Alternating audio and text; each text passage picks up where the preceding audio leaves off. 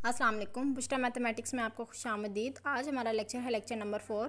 Previous lecture में हम लोगों ने सॉल्यूशन वेक्टर पढ़ा था। सॉल्यूशन वेक्टर में क्या था कि हमारे पास एक सिस्टम है, उस सिस्टम में हमारे पास जितने भी अननोन वेरिएबल्स होते हैं वही हमारे पास क्या होते हैं, सॉल्यूशन वेक्टर होते हैं। अब जैसे कि आपको पता है कि एक हम first order linear differential equation ले लेते हैं।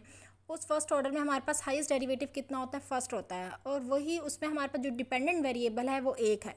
तो एक डिपेंडेंट वेरिएबल है तो मींस अननोन वेरिएबल भी वही हुआ हमारे पास। तो जितने अननोन वेरिएबल हुए, यानी अगर एक अननोन वेरिएबल है तो हमारे पास एक ही सॉल्यूशन निकलेगा। इससे आप लोग ये गौर कर सकते हैं कि जितने भी हमारे पास डेरिवेटिव होंगे, जितने ऑर्डर के डेरिवेटिव्स होंगे, यानी जितने ऑर्डर होंगे हमारे पास, वही इतने ही हमारे सॉल्यूशंस निकलेंगे। अगर हमारे पास nth ऑर्डर हैं तो हमारे पास n सॉल्यूशन निकलेंगे। अगर हमारे पास यानी fifth order linear differential equation है तो 5 सॉल्यूशंस 5 ही निकलेंगे हमारे पास। इसी तरह तो आज हम अगर जैसे कि मैं यहाँ पे ये मेरे पास एक इक्वेशन लिखी हुई है, ये मेरे पास क्या है, फर्स्ट ऑर्डर है, यानी ये मेरे पास क्या है, first order linear differential equation है, यानी y dash p of t y is equal to f of t। इसी तरह अगर मैं nth ऑर्डर की लिखूँ, अच्छा इसके सॉल्यूशन कितने होंगे, यानी एक ही सॉल्यूशन निकलेगा। ठीक है, अगर मैं यहाँ पे nth order linear differential equation लिखूँगी तो मेरे पास क्या होगा, a n of x t n y over D X N. Y मेरे पास क्या है, डिपेंडेंट वेरिएबल है, और आपको ऑर्डर से पता चल गया कि कितने ऑर्डर हैं, nth ऑर्डर हैं, n से पता चला। ठीक है, क्योंकि हाईएस्ट ऑर्डर इसमें हमारे पास क्या है, n है। d over D X N, X क्या मेरे पास इंडिपेंडेंट वेरिएबल है, a n minus one of x d n minus one of y d x n minus one plus and so on, यहाँ तक हमारे पास चलेगा। ठीक है, अब आप देखें a n माइनस वन और a वन ऑफ x, ये मेरे पास क्या है, फंक्शंस हैं। ये मेरे पास कांस्टेंट नहीं है, ये मेरे पास फंक्शन है। क्यों? क्योंकि यहाँ पे a n ऑफ x जो है वो x पर डिपेंड कर रहा है। तो a n माइनस वन, ये हमारे पास क्या है, फंक्शन किसके हैं, फंक्शन ऑफ x के हैं। इसी तरह हम इस इक्वेशन को इस फॉर्म में भी लिख सकते हैं। वो कैसे लिखेंगे हम, जैसे कि आपको पता है कि अगर मैं D Y over D X को वाई डैश लिख सकती हूँ, डी स्केयर वाई को डी एक्स स्केयर को मैं वाई डबल डैश लिख सकते हैं, तो D N Y over D X N को हम क्या लिख सकते हैं, वाई एन लिख सकते हैं।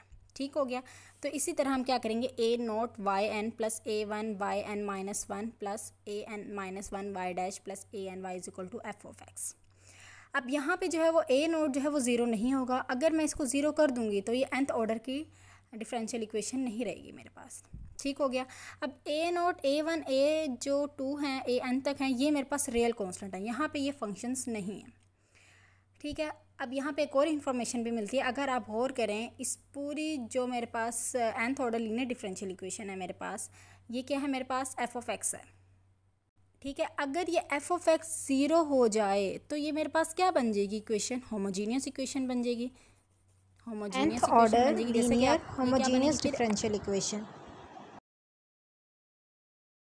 फिर ये अगर f ऑफ x ज़ीरो नहीं होगा, यानी यहाँ f ऑफ x ही रहेगा, तो मेरे पास ये क्या बन जाएगी, nth order non homogeneous linear differential equation बनेगी। अब आपको पता कैसे चलेगा, देखें ना, डिपेंडेंट वेरिएबल इसके साथ भी है, डिपेंडेंट वेरिएबल इसके साथ भी है, इसके साथ भी, इसके साथ भी है, लेकिन f ऑफ x के साथ नहीं था, इस वजह से नॉन होमोजीनियस हुआ। लेकिन अगर इसको ज़ीरो कर दूँगी तो ये होमोजीनियस हो जाएगा मेरे पास। इसी तरीके से हम नेक्स्ट हमारे पास एक लीनियर कम्बिनेशन डेफिनेशन है, आप अलजेब्रा में पढ़ चुके होंगे। वहाँ पे हम वेक्टर्स की बात कर चुके हैं और डिफरेंशियल इक्वेशन में हम फंक्शंस की बात करेंगे। मेरे पास, मैं कहती हूँ मेरे पास फंक्शंस हैं f1 f2 fn तक, जो कि n तक फंक्शंस हैं जो कि किस पर डिपेंड करें, x पर डिपेंड कर रहे हैं। ठीक है, और x मेरे पास क्या है, इंडिपेंडेंट वेरिएबल है। हमारे पास फंक्शंस हों और हम कांस्टेंट ले लें, c1 c2 और cn तक हम कांस्टेंट ले लें। यहाँ इसको n तक अगर हम कांस्टेंट ले लें, जो फंक्शंस हैं, हर एक फंक्शन के साथ अगर मैं एक कांस्टेंट मल्टीप्लाई करवा दूँ और उन सब को ऐड कर दूँ तो मेरे पास ये फॉर्म बनेगी, ये कम्बिनेशन बनेगा मेरे पास। यानी अगर मैं f1 ऑफ x के साथ c1 को मल्टीप्लाई करवा दूँ, f2 के साथ c2 को मल्टीप्लाई करा दूँ, f3 के साथ c3 को करवा दूँ, fn के साथ cn को करवा दूँ और इन सब को ऐड कर दूँ, तो ये जो मेरे पास कम्बिनेशन बनेगा ना, ये मेरे पास क्या बनेगा, लीनियर कम्बिनेशन बनेगा।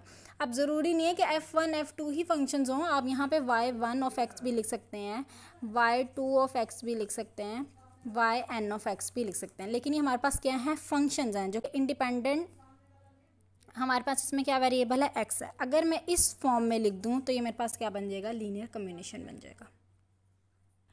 लीनियर कम्बिनेशन के आगे टू टाइप्स हैं, लीनियरली डिपेंडेंट और लीनियरली इंडिपेंडेंट। लीनियरली डिपेंडेंट क्या होगा, मेरे पास कोई भी एक्सप्रेशन है, जैसे मैंने ये एक्सप्रेशन ले लिया, अगर आप देखें तो ये लीनियरली कम्बिनेशन में ही लिखा गया है, जिसे f1 के साथ कांस्टेंट मल्टीप्लाई हुआ है, f2 के साथ भी हुआ है, इसी तरह सो ऑन।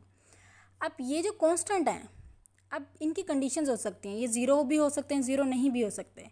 तो हम ये पढ़ते हैं कि क्या है इसमें।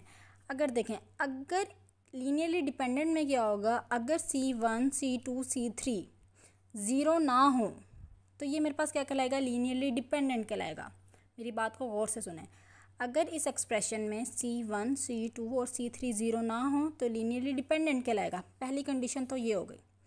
दूसरी कंडीशन, अगर मैं C1 को ज़ीरो कर दूं, C2 को ज़ीरो कर दूं, लेकिन C3 ज़ीरो ना हो, हमारा जो आंसर आ रहा है उसमें C1 ज़ीरो आ रहा है, हमारा C2 ज़ीरो आ रहा है, लेकिन C3 ज़ीरो नहीं आ रहा, तो वो भी लीनियरली डिपेंडेंट होगा। देखें, दो ज़ीरो आ सकते हैं, एक ज़ीरो ना आए तो भी लीनियरली डिपेंडेंट है। दो ज़ीरो ना हो और एक ज़ीरो आ जाए तब भी लीनियरली डिपेंडेंट है।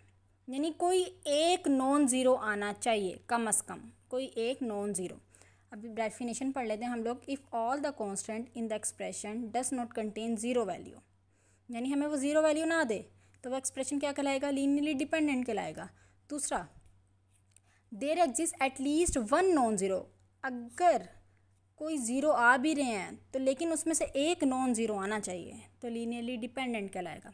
अब लीनियरली इंडिपेंडेंट क्या होगा, उसके कन्वर्स हो जाएगा। क्या कि सारे के सारे कांस्टेंट ज़ीरो हो जाएं, C1 भी ज़ीरो हो, C2 भी ज़ीरो हो, C3 भी ज़ीरो हो, वो लीनियरली इंडिपेंडेंट कहलाएगा। अगर एक भी नॉन ज़ीरो आ गया तो वो लीनियरली डिपेंडेंट कहलाएगा। तो लीनियरली इंडिपेंडेंट का क्या होगा कि सारे के सारे कांस्टेंट हमारे पास क्या होने चाहिए, ज़ीरो होने चाहिए।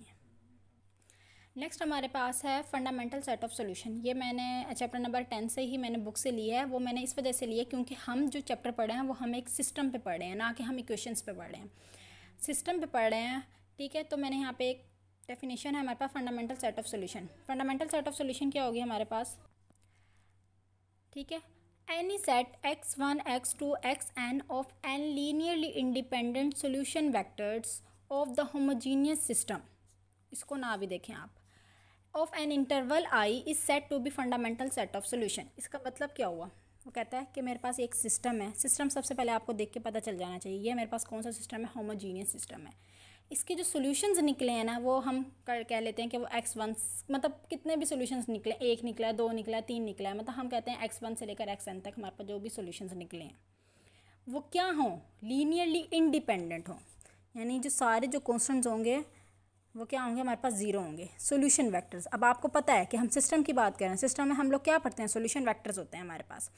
यानी इस सिस्टम के जो ये सॉल्यूशंस निकले हैं वो क्या हों, लीनियरली इंडिपेंडेंट हों, वो लीनियरली इंडिपेंडेंट हों। तो ये जो सॉल्यूशंस हैं, अगर इन सॉल्यूशंस को मैं अगर एक सेट की फॉर्म में लिख दूँ तो वो मेरे पास क्या कहलाएगा, फंडामेंटल सेट ऑफ सॉल्यूशन।